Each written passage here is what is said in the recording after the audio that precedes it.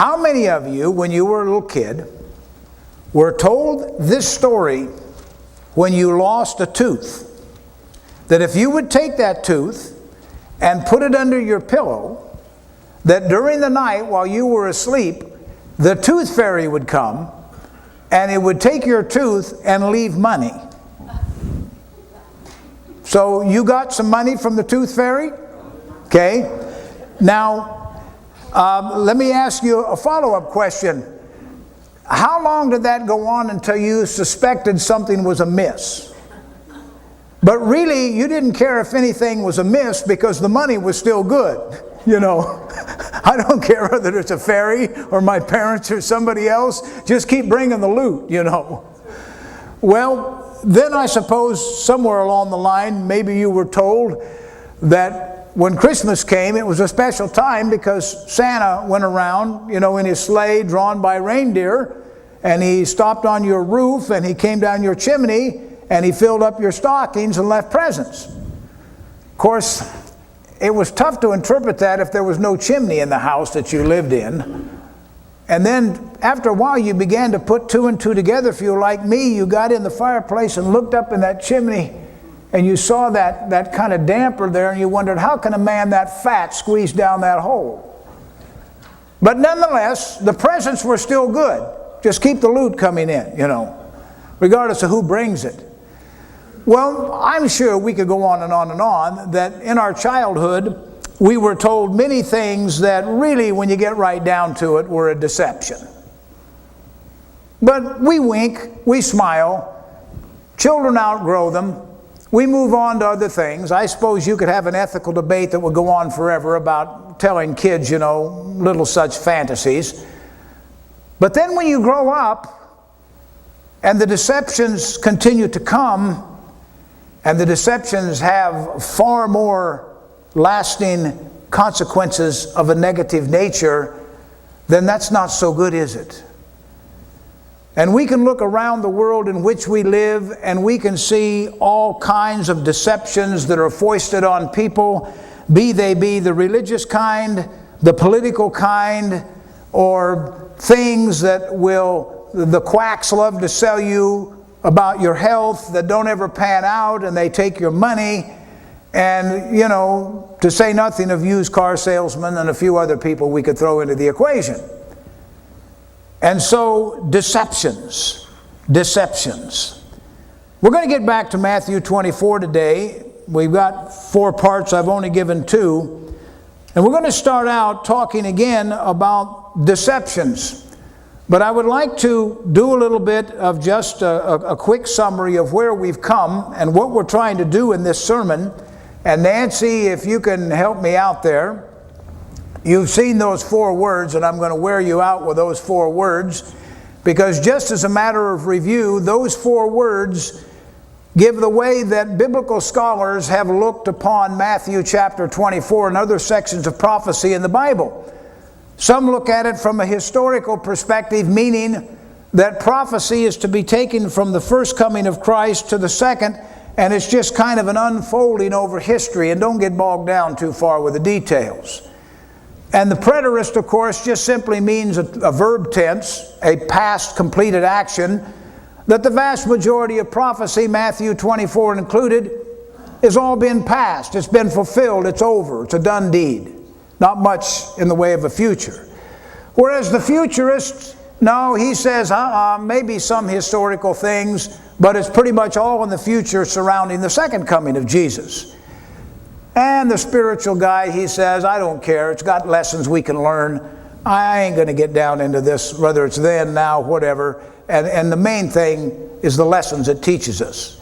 Now, probably the truth of the matter is, it's all 4. But trying to sort out sometimes where one quits and another begins and how many times it overlaps, that's the trick. And that's what we're trying to unravel in this sermon. Now, everything we cover in this chapter hinges upon 3 questions that Jesus was asked back in verse 3. You don't have to turn there, we'll just review it. Number 1, they wanted to know when the temple was going to be destroyed, which Jesus said there was going to come a time it wouldn't be one big rock on top of another. It's just going to be demolished. Well, of course, if you were a Jew at the time, you may as well say the world's over, because that's their whole system of worship. I mean, that would be like telling a Muslim that we're going to blow up the holy shrines in Mecca and Medina and tear down the Dome of the Rock on the same day. I mean, it would just be catastrophic. Well, the second question is, what was going to be the end of the age? Now, there are two ages, really, as we're going to see and have seen being talked about. The end of the temple age and the old covenant and the sacrificial system and the Levitical priesthood, but also the end of the age in reference to man's rule on earth, and when God institutes the fullness of his kingdom at the second coming. And that's the third thing. When are you going to come back again? This time to stay. So those are the questions that this chapter is dealing with. Now, in the last sermon, we got up to verse 22, and it was talking about, I'll just read verse 22. In fact, unless that time of calamity is shortened, not a single person will survive. Now, futurists have looked back on that and said that can only be talking about the end of the age.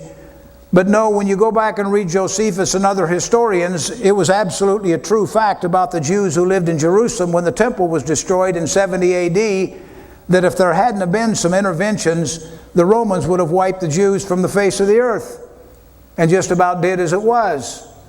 And so it definitely has a historical fulfillment.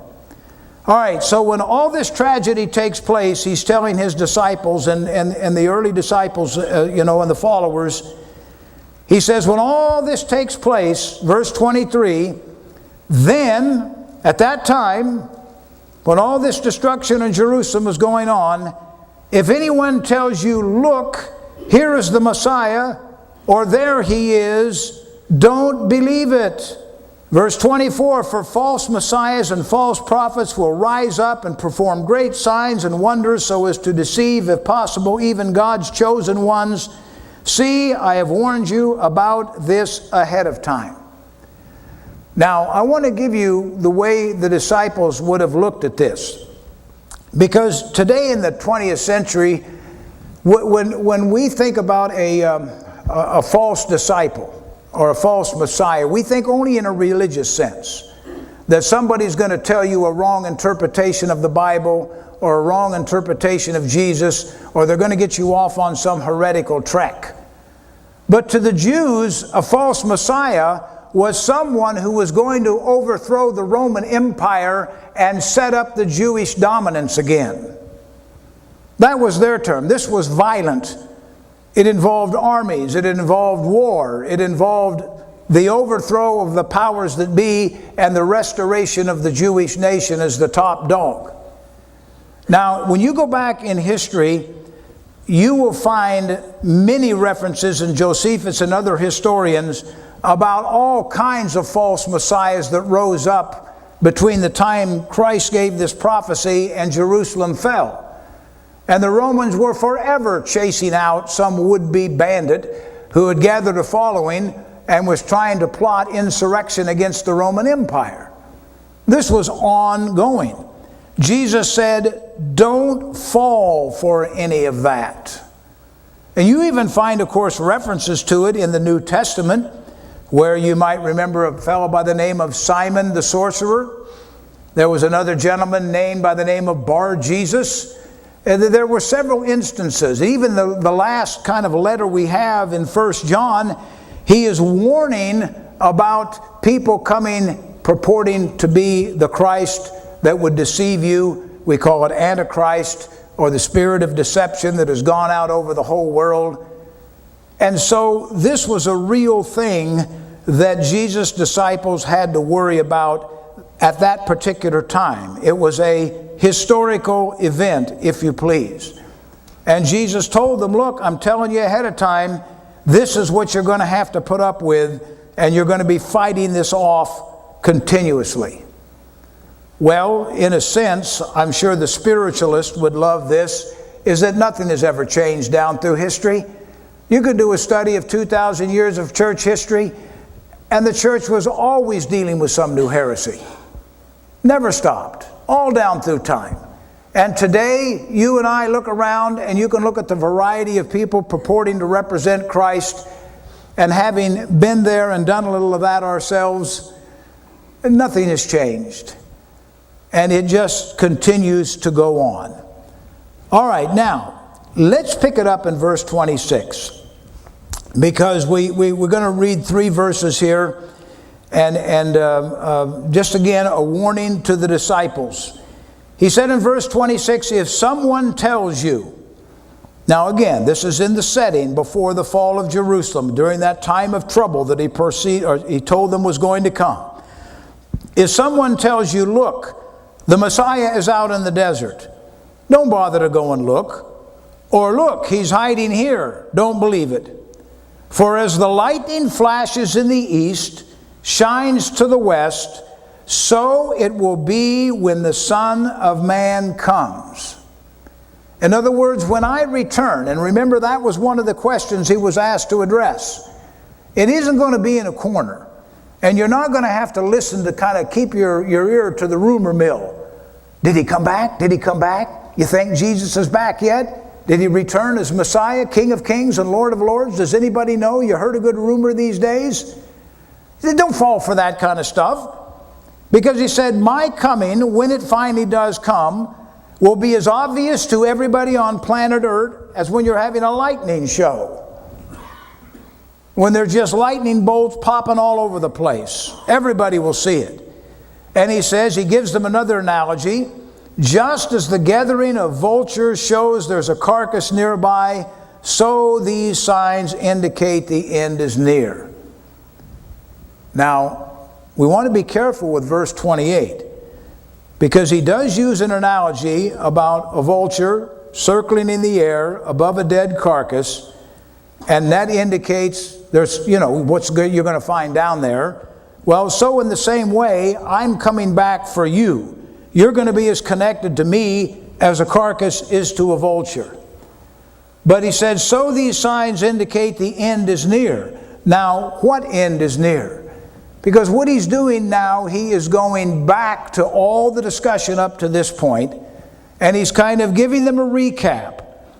That when you see all of the destruction of the temple and this great tribulation and people dying and false messiahs everywhere, and there's going to be famines and plagues and earthquakes and all that sort of thing, you will know that the end of this temple and this age and what I've told you about is about ready to come down on your head. So don't confuse, he says, my second coming with what I'm telling you is going to happen to Jerusalem, because you'll know about that other event when it occurs. It'll be as obvious as lightning flashing in the sky or a vulture hovering over a dead carcass. Now, let's wrestle with verse 29, because you might think, well, this has surely got to be talking about the end time, or are we still talking about the collapse of Jerusalem? He says, immediately after the anguish of those days. Now again, what days? What have we been talking about all the way up to this point? The anguish of the days leading up to the collapse of the temple in Jerusalem. He said, the sun will be darkened, the moon will give no light, the stars will fall from the sky, and the powers in the heavens will be shaken. Now the futurist would say, that ain't never happened. Got to be an end time event. And so therefore, everything we just talked about that you, Pastor, said was talking about the fall of Jerusalem, because of what we read in verse 29, has got to have been talking about the events surrounding the second coming of Jesus and a new temple being built that has to yet be destroyed, and so on and so forth. Well, let's ask ourselves a question. Is verse 29 to be taken literally, or a figure of speech? Now, a lot of you in your mind are saying, now don't do that dance on us. Don't pull that cop out on us. Well, let me ask you something. You and I read a statement like verse 29 and we think literal. And when you think about stars falling from the sky, well, first of all, we know a star can't fall from the sky, because if it did, it'd blot the whole earth out and that'd be it. Maybe a meteor shower, maybe some kind of cosmic event, the powers in heavens being shaken. What does that involve? Well, if you were, however, a Jew at the time, familiar with the Old Testament and all other kinds of literature of a like type, verse 29 you would not take literally. Now let me give you, in a little digression here, an example of one of many places in the Old Testament that the Jews would have been familiar with where this kind of talk was used about a current event that was happening historically at the time. Let's go in our Bibles back to Isaiah 13 and read about something that Isaiah prophesied about. Isaiah 13 is titled A Message About Babylon. And it says, Isaiah son of Amos received this message concerning the destruction of Babylon. And this is talking about the Babylonian Empire that was then rising up to replace the Assyrian Empire, and how they were wreaking havoc on the known world. And Isaiah is given a prophecy showing when that empire is going to be destroyed. Now the rest of the chapter, he talks about that context. Now I want you to go down to verses 9 and 10 and see the way he describes it.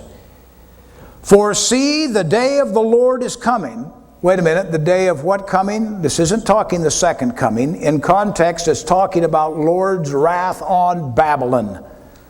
All right? The terrible day of his fury and fierce anger. The land will be made desolate, all the sinners destroyed with it. The heavens will be black above. The stars won't give any light. The sun will be dark when it rises, and the moon will provide no light. Same basic wording and phraseology as you read back in the book of Matthew chapter 24 about a current historical event that was going to have a terrible, terrible time of suffering and confusion and deception and problems. Remember the statement that the prophet Joel made that Peter quoted on the first day of Pentecost when they began to speak in other languages? He used a prophecy that in the last days, your young men will see dreams and your old women and so on, and you'll speak in different tongues.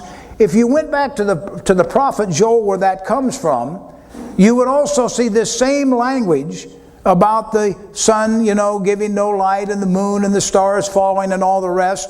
And Peter took it as a fulfillment of the Spirit coming in the first century on the day of Pentecost.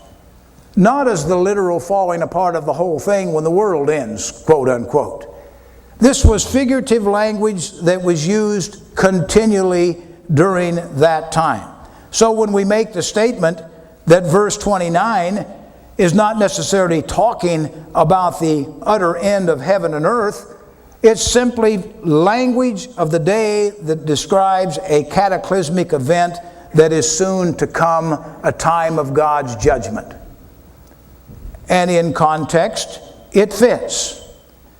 Now let's go to verse 30. Then at last, all right, now remember, we're addressing three questions, and one of them is going to be Jesus' second coming. And it appears now, at last, we're going to make a transition. But don't jump too quick. When at last the sign that the Son of Man is coming will appear in the heavens, and there will be deep mourning among all the peoples of the earth. And they will see the Son of Man coming on the clouds of heaven with power and great glory. Now, to our knowledge, nothing like that has ever occurred since Jesus' death and ascension to his Father. And truly, verse 30 would only seem to fit something that is a yet future event. But I want to ask you a question to give a thought to. Maybe you would gloss right over in verse 30. When Jesus appears in the heaven, and all eyes see him, and he returns in his glory with great power, why will that cause the people of the earth to mourn?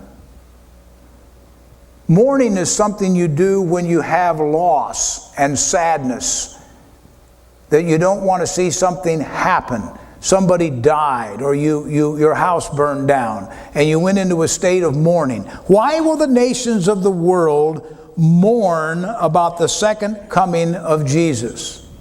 They don't want to see the good thing end. Who's this intruder that's going to take away our marbles here? Donna.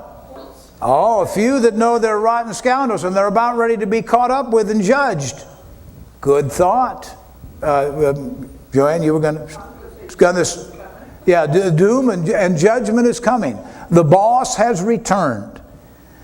Now, and yet, of course, if their mind was open to see, and isn't that the problem?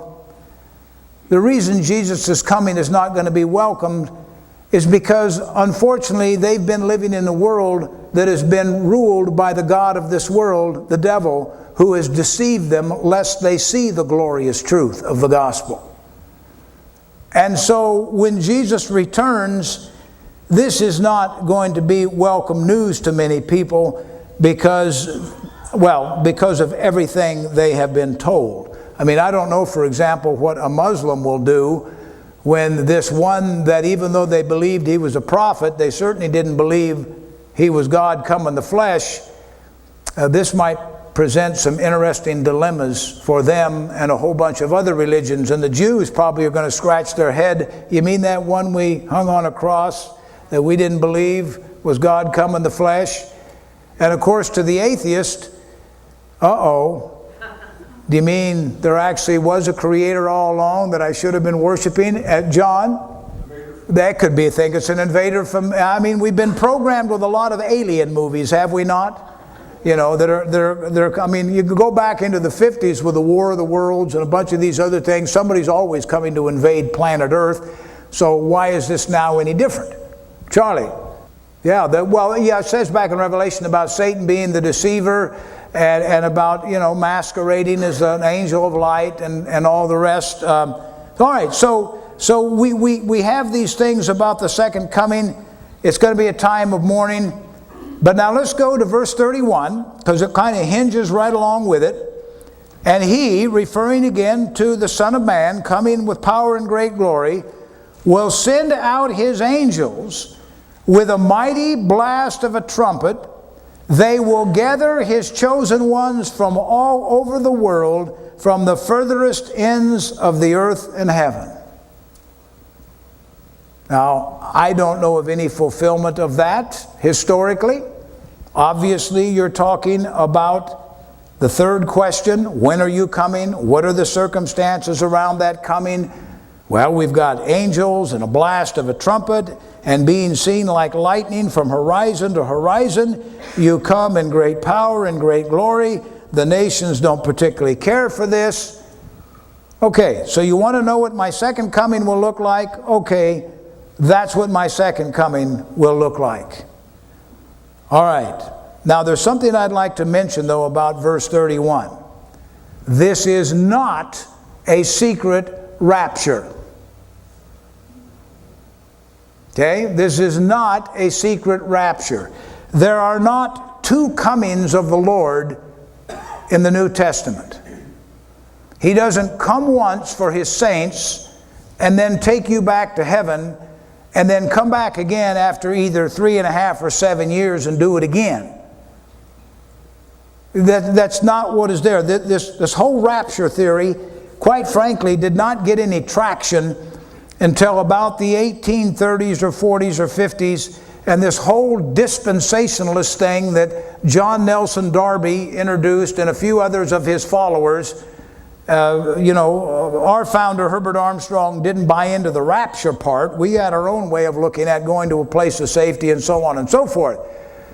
But the rapture, among a lot of evangelicals and people that are just kind of looking at every event in the world as if surely this is a sign Jesus is returning, and they want this rapture to happen in the worst way.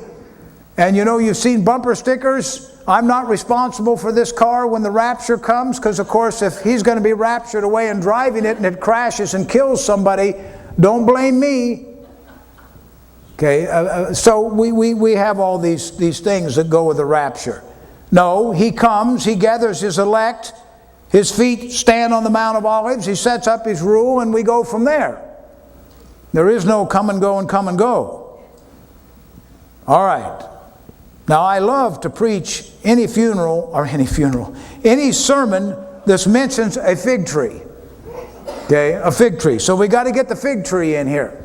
Now, I want to give you a little trivia about a fig tree just in a minute here. But let's look at verse 32.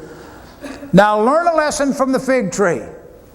Okay, so you're ready to learn a lesson from the fig tree, and this is an obvious one. When its branches bud, and of course, the amazing thing about a fig tree is you see the fig beginning to form before you ever see a leaf. Okay? So when the branches bud, you see the first little figs, and then its leaves begin to sprout, you know that summer is near. Well, duh, I guess we could say that about just any kind of a fruit tree. I mean, when they start blossoming and leafing out, folks, we know that summer is coming. We would all recognize this, right? Now, I got to tell you a mystery about a fig tree that I wanted to know what the answer is, and I finally found it. And I don't even remember how I found it. I think it was just reading a home and garden little section that comes every Saturday in the Sacramento Bee, and somebody asked this question. Of all the fruit trees, why is it that fig trees are the only one that you can actually get fruit from current growth, brand new growth that occurred that year? That never happens to a peach or a plum or a grape or anything else. You only get fruit on existing wood from the years before. Well, I found out the answer. A fig is not a fruit, it's a flower. Doesn't go by the same rules as fruit trees. If you were to take a ripe fig and slit it so that you could turn it around like this and kind of wrap it, you would look at the inside of this and you'd see all these little things coming out, and it looks like the inside of a flower, because that's exactly what it is. Instead of having all these things on the outside like most flowers do, the fig has them on the inside, and then you get this kind of a rind around it that's a good fruit to eat, and we call it a fruit, but actually it's a flower. So anyway, you'd like that little trivia? I won't go on. Let's get back to the message in hand here. All right. So we see these signs. Now, in the same way, when you see all these things, now be careful here, you can know his return is very near, right at the door. That's right. When you see angels and trumpets and lightning and the whole 9 yards that goes with it, you'll know this is the event. He says, now verse 34. This is a key verse we must dwell on. I tell you the truth, this generation will not pass away until all these things take place. Now, verse 34 has always presented an enormous dilemma. Because you see, the futurist up here, remember that one? Will take verse 34 and say, well, now, wait a minute. We know that the generation that was in existence when Christ said these words is long gone. So therefore, this must be talking about the generation that will be alive when his second coming occurs. And they take verse 34 and interpret everything that came before it in a futurist sense. But you see, the Greek and the grammar really doesn't allow that. Verse 34 means exactly what it says. The generation, the people alive when Christ was speaking this to his disciples in 30 or 31 AD. That group of people, some of them would still be alive to see these events. What events? Not the events of his second coming. That was a separate subject. The events of the destruction of Jerusalem, being surrounded with armies, the famines, the earthquakes, the pestilence, the false messiahs, the deception that we've been reading about all the way up to this point. Some of you people sitting right here listening to me, are still going to be alive when this takes place. All right? It's the only way it fits. Because the grammar does not allow for this to be some generation way off in the future. It's the people currently living there and then. It has to refer to something that some of them will still be alive to see. And up till this point, that has to do with the first question he raised about the destruction of the temple and the end of the temple age. Not to Jesus' second coming, because obviously that hasn't taken place yet, and this generation is nearly 2,000 years in their graves by now. Okay, so that bit of a clarification as we go by. He said, heaven and earth will disappear, but my words will never disappear. They won't, not come to pass. Well, if that's going to be true, the only way that his words are going to remain true is if you give a proper interpretation of these events in Matthew 24. Otherwise, the words don't make any sense at all. And that's the tricky part about Matthew 24, is you have a weaving together of events that have to do with the destruction of the temple, the end of an age, not only of the temple, but the end of man's rule on earth, and the second coming of Jesus in all of his glory and power and so on. One is a preterist event. It's a completed past history. The other one is a futurist event, yet to occur. And you need to distinguish which verses are talking about which, so that you can, in a sense, get it right. All right, so let's read and comment about one more place here, verse 36, because this is critical. He says, however, no one knows the day or the hour when these things will happen, not even the angels in heaven or the Son himself, only the Father knows. Now, that verse presents a couple of problems. Let's see if we can address them. All right. First of all, the day or the hour, what things will happen? Well, first of all, the destruction of the temple. Now, you have some signs that will tell you it's close, but don't pin me down on an exact date. Now, also, Jesus' second coming. You got some signs that it's at the door when you start hearing trumpet blasts and angels and all the rest that goes with it. But don't pin me down on the exact day and hour, because that's left up to my Father to determine. Only He knows that. Now, this presents a problem and something about Jesus that if you're going to understand words that He says in the Bible, you've got to always make this factor ahead of time. Is Jesus talking as the Son of Man or the Son of God? That's a key factor. Because the Son of Man, when He was walking on earth, had limitations. Don't press me for an answer. That's my Father's business. But wait a minute, wasn't Jesus eternally God? Yes. Well, doesn't God, Father, Son, and Holy Spirit, aren't they kind of co-equal and have all things in common? Yes. Well, then wouldn't Jesus in His eternal state know basically whatever the Father knew and the Spirit would know it and so on? I would think that's a good assumption. Well, then how can Jesus say not only He knew? Because Jesus was acting as the Son of God in the flesh. He could only say what the Father told Him. He could only do what the Father allowed Him. He was under certain limitations that He allowed Himself to be under. And He's saying, don't pin me down. It's the Father's business. He only knows. So don't try to go running around pinning down an exact date. Now, unfortunately, before Jerusalem was destroyed, you had all kinds of false messiahs running around thinking, oh yes, we know everything about this. And they didn't. And Christ said, don't let them deceive you.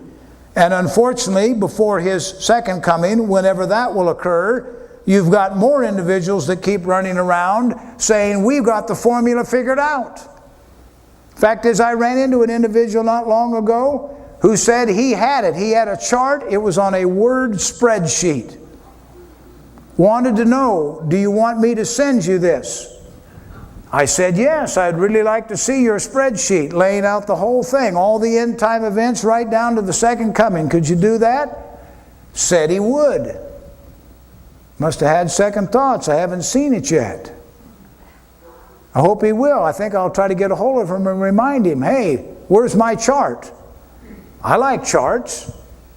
I've got charts in old Bibles that I still keep as a witness against myself that I was a false prophet. And don't ever forget it. Okay? It's good to keep evidence like that around to incriminate yourself and to be humbled by it. But I'm always up for a new one, you know, whether it's the Mayans this or something else that. Why, you know, we can entertain a new chart and have a little fun with it. But don't take it very seriously. Because, sorry, this person or anybody else has got a corner on the market. Now, I hate to admit this. This gives me great pain, and I've done this many, many times. When I start to think about some of these things and I realize, you know what? I just should have listened to the Methodists when I attended there. Because I used to make fun of those people mercilessly. And I used to think they were the most dumb, stupid ignoramuses ever. That they had very little spiritual insight. And they were dead.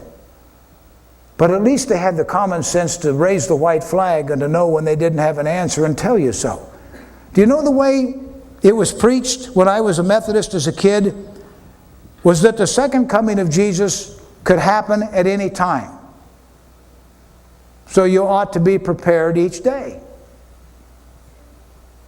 Now, I used to think, what do you mean, be prepared each day? It can't happen at any time. You've got to have a tribulation, and there's got to be a day of the Lord, and the church has to go to a place of safety. And you got to have heavenly signs. You can get none of that has occurred. Can't possibly come today, tomorrow, or next week. What are you people talking about? Well, according to one view of prophecy, the dispensationalists, that is true. He can't come today or tomorrow because certain events haven't happened yet. That's one point of view. But there's another point of view that doesn't buy into that at all and think that that's a fabrication of Scripture. And that is that Jesus will come suddenly. He did say that, didn't he? As a thief in the night. He did say that, didn't he? And he will catch many by surprise. He did say that, didn't he? And he will come when people aren't expecting it. He did say that, didn't he? So maybe he shows up this afternoon. It would catch me by surprise. Would it you? I don't think he will. Why not? Well, because I guess the odds are not in the favor of today. Simply because it's only one day out of 365 this year, this decade, this century. So why would it be today? The odds are it won't happen. Could it? Yes. But will it? I doubt it. Will it happen in my lifetime? Well, I guess that would be okay. But will it? I doubt it. Why? I guess because I'm a cynic.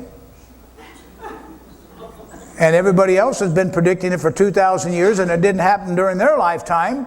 So why should I be the blessed one? Now, if he wants to, that's just fine with me. He's got my permission. The fact is, if he'd do it real soon, then I wouldn't have to worry about retirement and my old age and all that kind of thing. Save me a lot of troubles. But God doesn't seem to be much in the business of saving me or anybody else troubles. Fact is, sometimes I'm rather suspicious he puts me in the middle of them just to see what I'm going to do. But now we're getting into superstition of another kind. So let's push that over to the curb too. All right, we've had enough fun here with Matthew today. We're going to stop right there. That's a good natural stopping point at the end of verse 36. But I would like to say to this point, let's do a little quick summary here.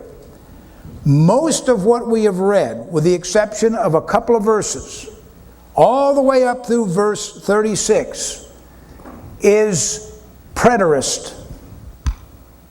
It is a past, completed, historical event concerning itself with the destruction of Jerusalem and the fall of the temple in 70 AD. There are definitely a couple of references to a futurist event that has not happened yet, when Jesus will come back with the sound of a trump and with angels and the art and so on and so forth. Can't get around that. Everything here can't be preterist. There's futurist statements that have been made a preterist can't explain. Now, From a point of view of historical, of an unfolding over time, yes, these events are unfolding in a sense. Is there lessons for anybody at any time, in any age to learn? Spiritualist up here? Absolutely. Absolutely. We all should be on the guard for, deceivers. And we should be living our life as if the Lord is coming and not being led astray and so on and so forth. All that's fine and good. So you have all four of those views, but predominantly, to this point in time, it's preterist. So we're going to draw a line right there in the margin, and the next time I come back, we're going to finish 37 through 51, and we will bring Matthew 24 to a close, and we will recap it and summarize it and give you time for rebuttal. Because I would like to add that what I've told you, that I believe in what I've just said, would get me disfellowship from a good many Christian faiths. You understand that? The board would be voting me out of office. But I think I can make a good case to this point of what I preached and said. But if you don't agree with it, that's fine. You got a lot of company. If you do agree with it, that's fine. You got a lot of company. But either way,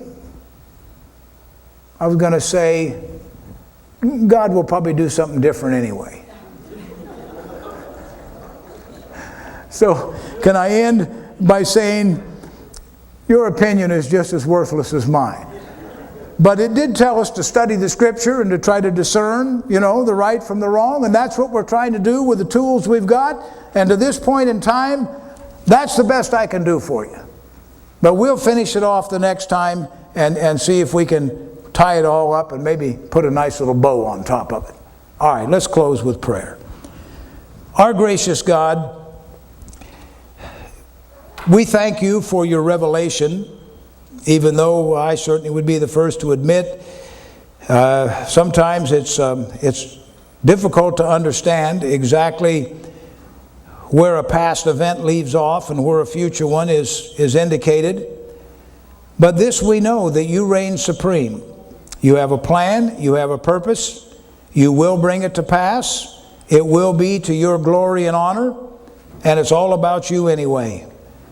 So gracious God in heaven above, help us to understand. Holy Spirit, guide us into truth.